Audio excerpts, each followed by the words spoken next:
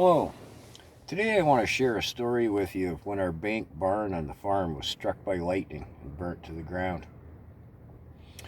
Built around 1900, it was a typical, what do they call it, a poured rubble foundation barn with hemlock boards, big hand-hewn beams. There's still a few of them kicking around in southern Ontario, although most of them have, alas, fallen down through disuse.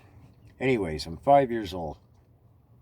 For some reason, I'm in under Dad's care and control instead of, tied to Mother's apron string. I'm not sure why that was. It was a Saturday afternoon, and oh boy, there was a vicious thunderstorm. It was on a Saturday in August, although I'm not sure the date now.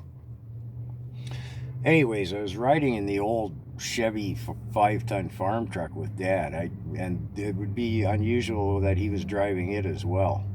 Where the older siblings were, why I was with my dad, I have no idea. Anyways, curtains of rain, thunder, boom, like right there. The flash of a camera and the booms right after it. Dad stops at the hotel, station hotel, leaves me in the truck. I'm like, he's like, I won't be long, and don't be wailing on the horn, it drains the battery. I'll be right back. Seemed he was gone a long time, I don't know. Lying there shivering and sniveling and, scared half to death. And I'd wail on the old chrome horn and it would like bleat like a little lamb. I don't know how long Dad was gone. Seemed like a long time. He came out, I drained the battery. Yeah, okay. Dad wasn't happy. He's got to go in and get a couple of his cronies to come out and get soaked to the hide pushing the truck, right?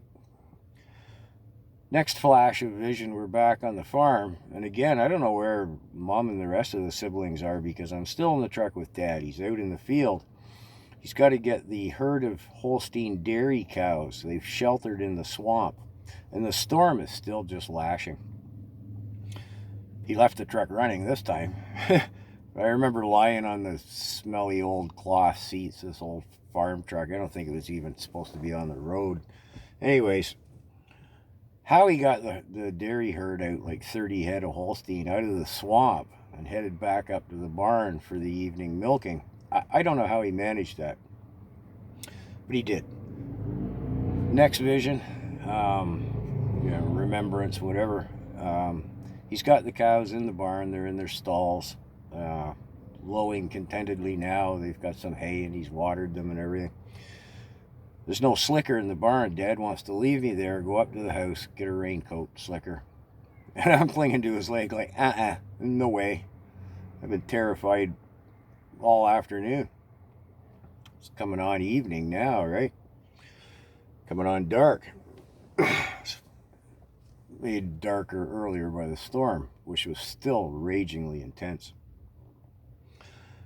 Next vision, I remember him struggling to get through the gate in the lashing wind, and I'm clinging to his leg, and he's, boy, if you'd have waited, I'd have got you a Slicker. You're soaked now. I didn't care. I wanted to get back to Ma's apron strings, the kitchen, So then we're in the kitchen, and there was not really a vestibule. You just stepped in. The counter was on one side. What had been the pantry on the other was now, where we hung our clothes. So Dad's getting out of his gear. Mother's there. She's getting dinner on the go. And they're conversing. And I was peering out the window. And I saw the lightning strike the south end of the barn, right up on the top. And they just finished taking in the hay. The hay mow was full. My sister, I was just telling her about this. And she said that for some reason Dad had put loose hay in that year rather than the little square man bales. Why that was, there's nobody left to ask. I don't know. It doesn't matter. It's neither here nor there. Just thought I'd throw it in. Anyways, the haymow just exploded. I could see through the cracks in the barn. It just woof. So I guess I squealed and the chaos, madness, and anarchy after that, right? Mom's on the phone. The neighbors all come flooding over. I imagine some neighbor woman or something took care of me. I don't really recall because it was pandemonium. And I remember Dad saying he had to get down and get the cows out. The fortuitous part of it was one half of the barn, he'd had pigs, and then he had the 30 dairy cattle. And 2 weeks earlier, he'd sold all the pigs. So one half of the barn was empty. He just had the 30 head of cows to deal with. And the horses, because yes, they run back into the burning barn. Well, of course, the neighbors, word spread like, no pun intended, wildfire. Everybody comes flooding to help.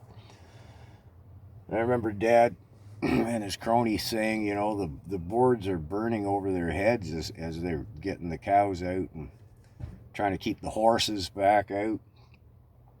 They managed to get all the livestock out except for one cow who had a calf, and she was in the pig side of the barn and had been forgotten about. A neighbor leaned in the window and shot her and the calf because there was no going back in at that point. I'm not going to risk a man's life at that point for a cow and a calf. So, next memory I remember, the fire truck had pulled in, the pumper truck, and as it turned in the drive, it fell on its side on the front lawn. It was terraced. It was boof, kind of blocking the drive a little bit. You could get around it. My eldest sister and her husband came and hauled me under protest. I remember looking out the back window of the car in the back seat, and a towering inferno, right? The tanker truck wouldn't have, pun intended, not done a drop of good anyways, but it was a bit of a hassle. It lay on its side there for a few days before they extricated it. The road was choked both sides with people watching the barn burn. When I came back the next evening, or was returned, Dad and the menfolk were watching the smoldering pile of it. I mean, it had just burnt to the ground. Of course it did. The pouring rain did nothing. And, oh boy, did it ever stink for the longest time. But Dad had to sell the dairy herd. We rented the farm. There was no insurance on the barn, so it became a hobby farm then. I tell the story in part because as I continue with these ponytails, as I think of them myself, these stories of the horses, the cows, and the people on the farm, the barn rubble often played in as a factor, and it certainly changed the nature of our farming operation hugely. During that same storm, there was a farmer just one county up the road, like 3 miles up the road. He'd lost his entire herd, the herd of cows, dairy cows, Holsteins again, were sheltering under a tree. The tree was struck by lightning. It killed his entire herd. Yeah. So anyways, that's the story of the bank barn burning to the ground.